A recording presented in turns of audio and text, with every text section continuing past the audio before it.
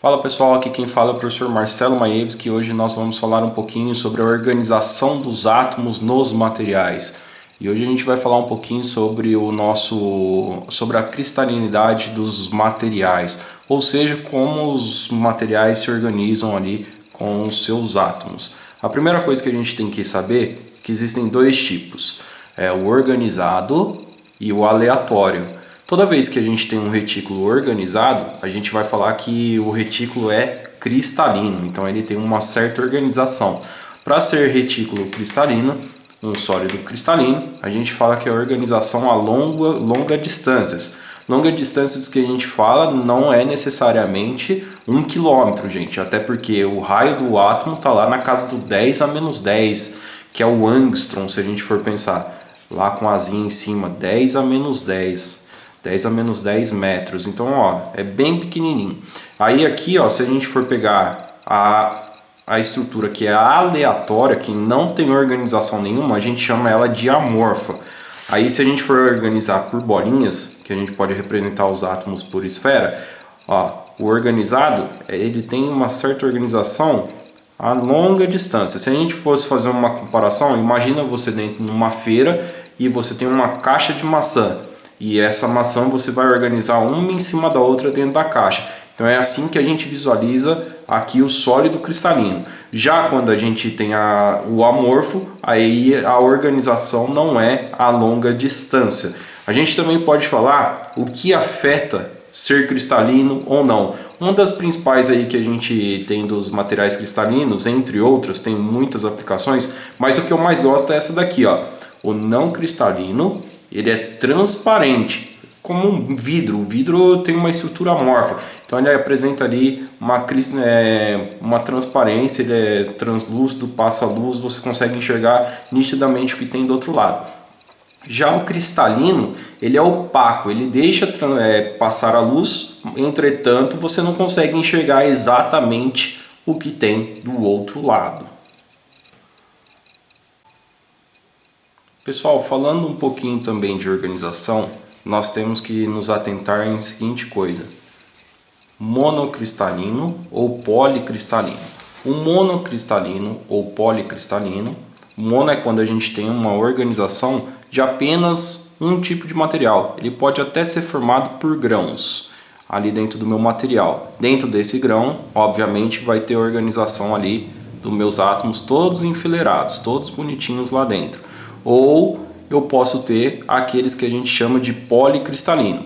Aí o policristalino, além de ser formado por grãos, a sua organização, que a gente chama de cristalino, ali no meio pode acontecer de ter um outro grão de outro material. Então vou mudar a cor aqui só para a gente representar um outro tipo de átomo. Então esse cara aqui a gente chama ele de policristalino. Ele tem mais de um cristal ali formando a sua microestrutura. Também é muito importante a gente falar aqui, ó, a respeito do polimorfismo e da alotropia. É o seguinte, pessoal, por exemplo, eu vou pegar dois caras muito conhecidos nossos. O primeiro que eu vou pegar é o grafite.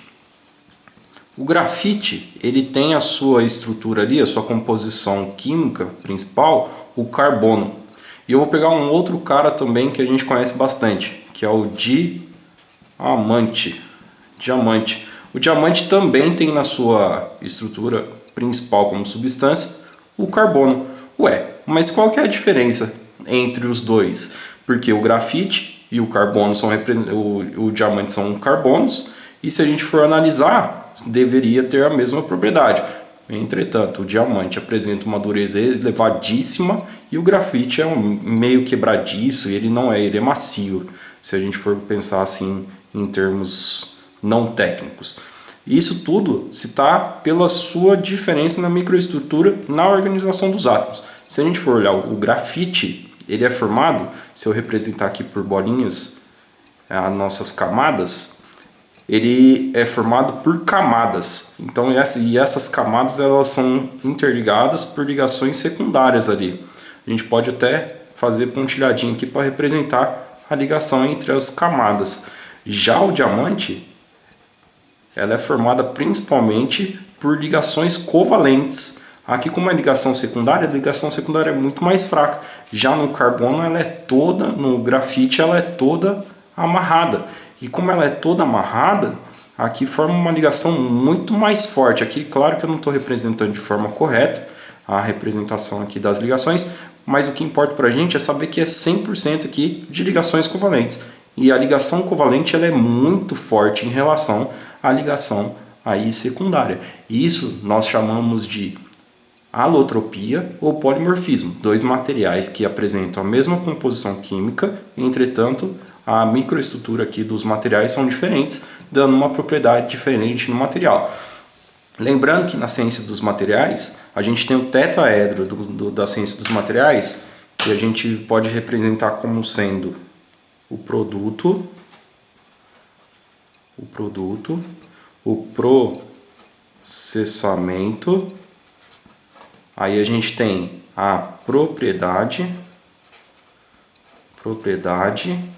e a microestrutura. Aí se a gente for ligar, ó, é um tetraedro. E todos os pontos estão interligados entre o outro. Aqui o que interessa para a gente é um produto. Só que ó, se eu fizer um processamento diferente, eu vou ter uma propriedade diferente que vai ter uma microestrutura diferente. Se eu quiser uma propriedade diferente, eu vou fazer um processamento diferente que vai ter uma microestrutura diferente. E tudo isso relacionado ao meu produto. Se eu quero uma microestrutura diferente, consequentemente vou ter uma propriedade diferente e o meu processamento terá que ser diferente. Então esse aqui a gente chama de tetraedro da ciência dos materiais, que define aí as propriedades dos materiais e o que a gente precisa nos nossos projetos aí da engenharia. Agora pessoal, imagina que eu tenho um material inteiramente cristalino. Esse aqui é um cara cristalino, todo organizado a longa distância, ó. Cristalino. Aí cada quadradinho desse daqui, ó, representa uma repetição ali dentro do meu material. Se eu tirar um deles, eu vou chamar ele de célula unitária da composição, da organização dos meus átomos.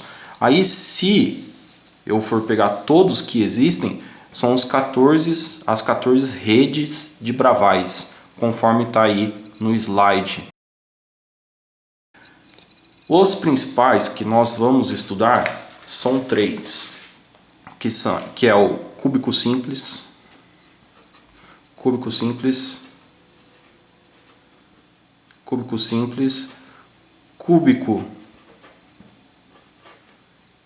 cúbico de corpo centrado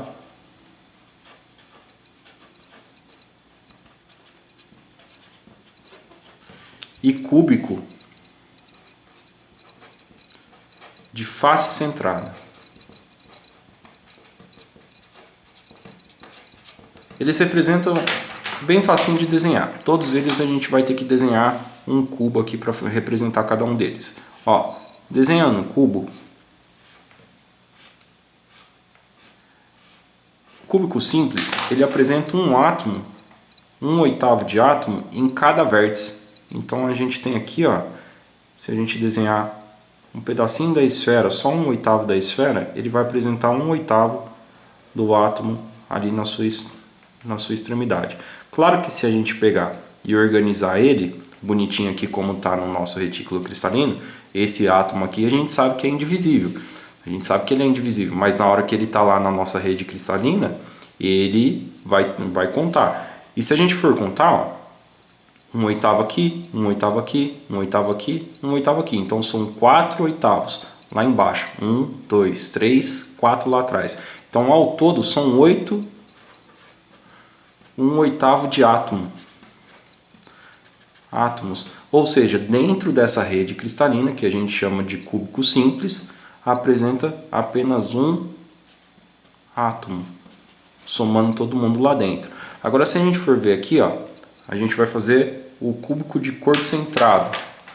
Também, cúbico de corpo centrado, ele vai ser o cubo simples,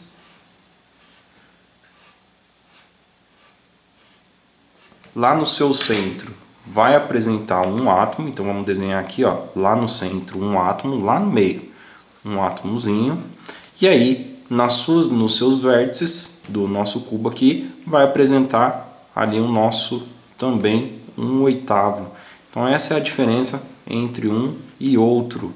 Olha lá, ó, se a gente for representar, é assim que a gente vai representar. Ó.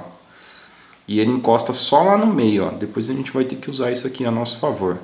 Aí se aqui a gente fosse fazer lá para trás, ó, seria algo assim. Ficou um pouco poluído, mas é assim que representa. Em cada vértice tem 1/8 e no meio tem mais um. Então se a gente fosse fazer, ó, 8 vezes 1/8 mais um que é do meio. Se a gente cortar aqui, ó, corta esse com esse, 1 mais 1, então ele tem 2 átomos.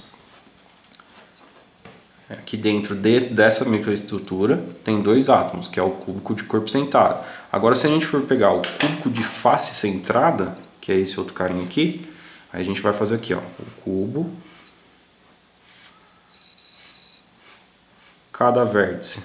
Aqui eu prefiro fazer em cada face vai ter um átomo. Claro que aqui ele está fatiado, ó, tá para baixo, lá para dentro só. Mas aqui a gente representa metade dele, ó. E em cada vértice vai ter lá o seu 1/8 de átomo. Então colocando aqui, ó, 1/8 de átomo. Aí se a gente for contar, ó, em cada vértice tem 1/8, então 1, 2, 3, 4, 5, 6, 7, 8. Então é 8 vezes 1/8 mais, ó, nessa face aqui tem metadinha, na face de trás tem metadinha. Então 1, 2, em cima tem metade, embaixo tem metade. 3, 4. Nessa face tem metade, na de trás tem metade. 5, 6. Então tem 6 metades lá dentro. Então, ó, se a gente for fazer, corta, corta, tem um átomo, corta, corta, vira 3, 1 mais 3, então um total de 4 átomos. 4 átomos. Então só da gente analisar, olhando aqui, ó, qual será que é mais compacto? Qual será que tem uma organização ali onde eles são mais compactos? Óbvio que é esse, porque num cubo pequeno ele apresenta 4 átomos, então ele é muito mais compacto que um cúbico simples, por exemplo. E a gente também pode falar que ele é mais compacto aqui que o nosso cúbico de corpo centrado. Aqui, ao invés da gente ficar escrevendo cúbico simples, cúbico de corpo centrado ou cúbico de face centrada, a gente também pode fazer assim, ó. Chamar esse cara de CS. Pode chamar esse cara aqui, ó, de CCC. E a gente pode chamar esse cara aqui, ó, CFC. Aí a gente pode colocar aí a organização de todos eles aí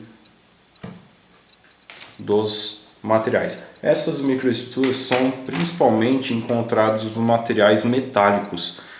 Até se a gente pegar o ferro, o aço, por exemplo, a certa temperatura, se a gente for analisar, ele muda de uma estrutura mais compacta para outra estrutura menos compacta.